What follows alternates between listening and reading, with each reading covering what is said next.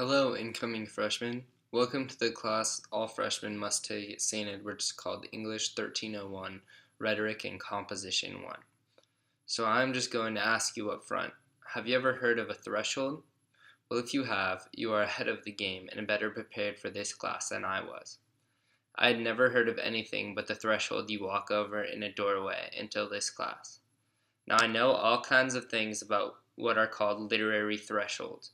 They help us to understand the value and purpose of our reading and writing. They help us to understand the importance of literacy and how influential our ability to read and write is in living a fulfilling and educational life. When I first heard of thresholds in this freshman class, it opened my eyes to a whole new way of looking at my reading material and at what I was writing. Not only did I need to work on my comprehension when reading to better understand the value of the information involved in what I was reading, but it also helped me to recognize that my writing was creating more connections and sharing more information with others than I ever realized. I had never thought much about school other than wanting to finish assignments and get good grades, but now I see that I am so lucky to have learned what I have and to be a literate person who can comprehend the threshold concepts and how they apply to my own and everyone else's lives. The thresholds represent all levels of human interaction and communication, and to know them all well and understand the purpose or reason behind all of them would be a great accomplishment. At this point, after one semester in college, I've studied one of the 23 thresholds most thoroughly. I chose the threshold of literacy as a social and rhetorical activity. This seemed to me like the most obvious purpose and reason behind the desire and need to read and write. Basically, the ability to use words to make social connections and influence others is a basic consequence of reading and writing, and that is what you will focus on in this class. At the beginning of the semester, Professor Pina helped us to move from seeing writing as an individual activity to understanding that writing is a social activity which far exceeds ourselves. How many times have you said, I'm writing, tweeting, texting, etc., when really the question we should be asking is, who am I writing for, to, or about? Once the concept of the threshold that states writing is a social activity becomes familiar, it all begins to seem so obvious. Of course, writing is social. When we write, we are always writing to an audience. Like now, I am talking to you, incoming freshman. I wrote what I wanted to say to you, and now I am saying it. I'm interacting with you, trying to explain something to you, and trying to prepare you for what is to come in your freshman year. You are maybe listening or maybe not, and you are all formulating your own reactions to me, my words, my information, and my demeanor. That is because writing connects people.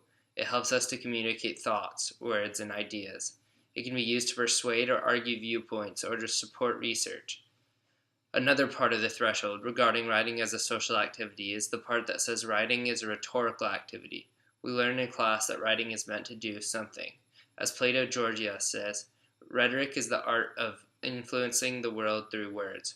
Rhetoric to me is the use of words, how we use them, combine them and apply them to create a vision or to manipulate a thought or perspective, how we use them to explain ourselves in whatever thought we are trying to portray. In class, we read many great readings that all incorporated examples of the many literary thresholds and helped to show us the value of these thresholds. One reading called Shitty First Drafts, a good and funny title that was representative of the author, related to us as students by helping us to realize our writing didn't need to be perfect and that by just beginning to write and putting anything down on paper, we would eventually end up with a final product that was good and what we wanted. Anne Lamott provided some comfort for the writer, some acceptance of our mistakes. She made us feel good. On a larger scale, though, what she taught was bigger than being about just writing. Basically, her idea of just starting with anything and writing whatever we could think of in the moment is a lesson that can be used in life and in all reading and writing. Even if you are reading something and not understanding, just keep reading or try again. Don't let a feeling of incompetence get in the way of a final product or of a little more knowledge and learning. Another reading that you will all enjoy is called Argument as Conversation. It's a fun one since it supports arguing as constructive communication. I was happy to know that arguing is actually an okay thing to do as long as I am prepared and knowledgeable about my topic. My parents would probably disagree with Green's support of arguing, but they don't realize that we are all actually learning through the exchange of ideas and information and conversation. That is what Green supports.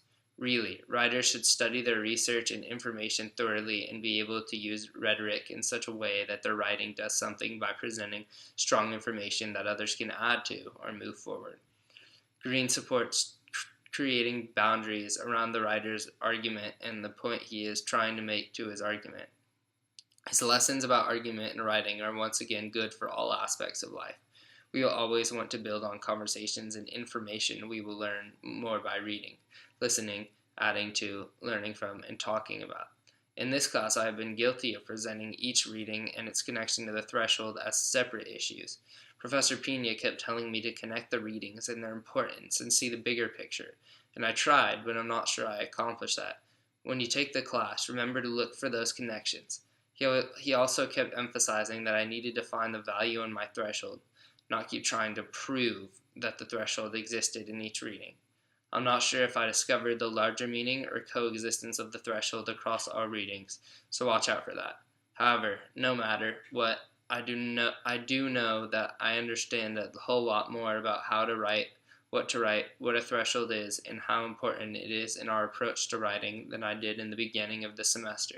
So whether I made it as far as I needed or not, I progressed, I grew. I am moving forward and expanding my knowledge. No matter what happens for you in this class, you will learn and become an even more literate and aware student. Good luck to you all in your freshman year.